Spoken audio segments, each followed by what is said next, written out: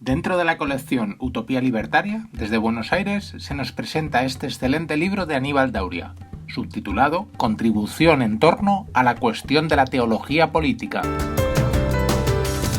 Como es sabido, el anarquismo considera a través de Proudhon y Bakunin que la autoridad política, el Estado, tiene su origen en la autoridad metafísico-trascendental, es decir, en la idea de Dios.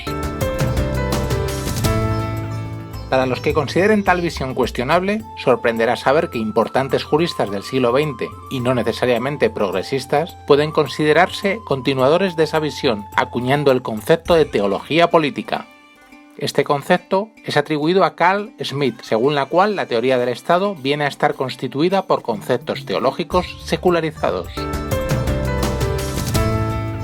No es casualidad que uno de los textos analizados en el libro se llame Dios y Estado, escrito por Hans Kelsen, que evoca con toda intención la obra de Bakunin. Antes de Schmitt y Kelsen, ya existió una polémica al respecto en el siglo XIX, entre el católico Donoso Cortés y el mismo Proudhon, sobre cuestiones teológico-políticas. No obstante, sería posteriormente Bakunin quien radicalizará la postura antiteísta del francés, en obras como Dios y el Estado, Consideraciones filosóficas y Federalismo, Socialismo y Antiteologismo. Lo que nos ofrece la obra de Aníbal Dauria es una imprescindible genealogía de la cuestión, desde la visión en la antigüedad, con Platón y Aristóteles, pasando por la mencionada polémica en el siglo XIX, por el ámbito jurídico, ya en el siglo XX, y llevando el problema hasta nuestros días. El asunto de la teología política pone en evidencia una discusión sobre la propia modernidad y su desarrollo político.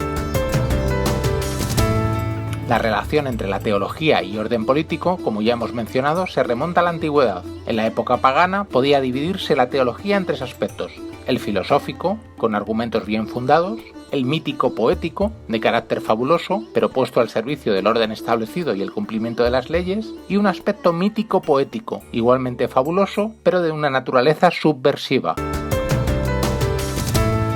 El primer aspecto, el filosófico, es el más poderoso y también tiene implicaciones políticas al distinguir entre los otros dos, el que favorece el orden político y el que lo disuelve. Ya en la Edad Media, con el cristianismo e inaugurado por Agustín, aparece el modelo cristiano, que sustituirá la autoridad de los filósofos por la de los sacerdotes, y que también dividirá la teología en tres órdenes: el sobrenatural, trascendente y revelado; el natural, filosófico y racional, que quiere verse cercano al primero; y un orden falso y demoníaco, identificado con los filósofos y poetas, la pluralidad y el materialismo. Por supuesto, la implicación política de la teología no desaparece en absoluto. Si en la antigüedad los dioses lo eran del orden político, ahora se invertirán los términos. Los reinos e imperios lo serán de la cristiandad.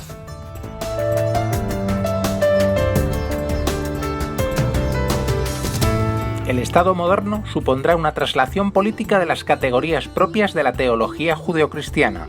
El anarquismo observará una equivalencia entre la teología y la teoría del Estado, por lo que éste será visto como un sucedáneo de Dios. Ya en el siglo XIX se destapará la primera discusión entre reaccionarios y revolucionarios acerca de si es Dios quien crea la religión y la Iglesia, o, a la inversa, es el fantasma divino quien es creado por Iglesia y religión. De forma análoga, se preguntarán si es la nación la que da lugar al Estado, justificando el patriotismo, o muy al contrario, el Estado, con su propaganda patriótica, acaba fundando la nación.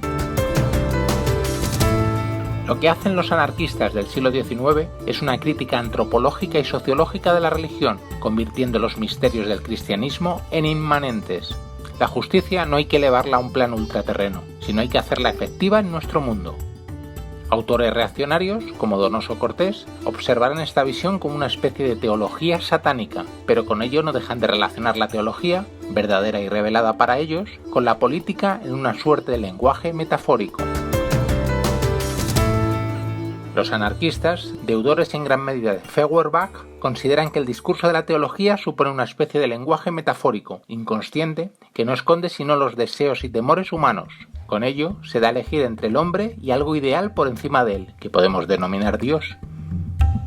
El anarquismo se muestra en esta cuestión por encima del otro, supuesto enemigo de la religión, el liberalismo, el cual se muestra tibio y conciliador, reduciendo en última instancia el problema al tipo de gobierno e ignorando con ello los problemas sociales. El liberalismo, como sí hace el anarquismo, se muestra incapaz de observar el problema humano que esconde toda cuestión teológica. En otras palabras, los liberales, aunque se consideren laicos, al defender el Estado acaban afirmando la idea de Dios en el terreno político.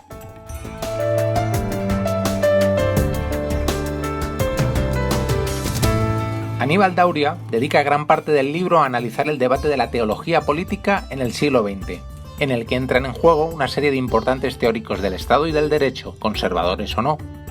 El bando progresista es, de forma obvia, y aunque no sean anarquistas políticos, continuadores de la visión moderna de Feuerbach, Proudhon y Bakunin. Según la misma, es el proceso de secularización que caracteriza la modernidad el que supone que el ser humano trate de materializar sus aspiraciones más profundas de autorrealización en el mundo terrenal, así como que la crítica científica aleje definitivamente todo residuo metafísico y reaccionario. Por el contrario, los juristas católicos reaccionarios tampoco pretenden nada nuevo, simplemente justificar la teología medieval en base a su propia explicación y crítica de la modernidad. Dicho de otro modo, y con un lenguaje más apropiado para el tema principal del libro, unos pretenden dar un sentido de la verdad a lo teológico y un sentido metafórico a lo sociopolítico, por lo tanto, crear una teología política. Los otros, invirtiendo los términos, consideran que lo real es el orden social y lo metafórico o ideológico, la proyección trascendente de esa realidad. Tal y como lo expresan los anarquistas, se trata de elegir entre el hombre o los fantasmas que él mismo genera. En cualquier caso, en el propio ser humano se encuentra la elección.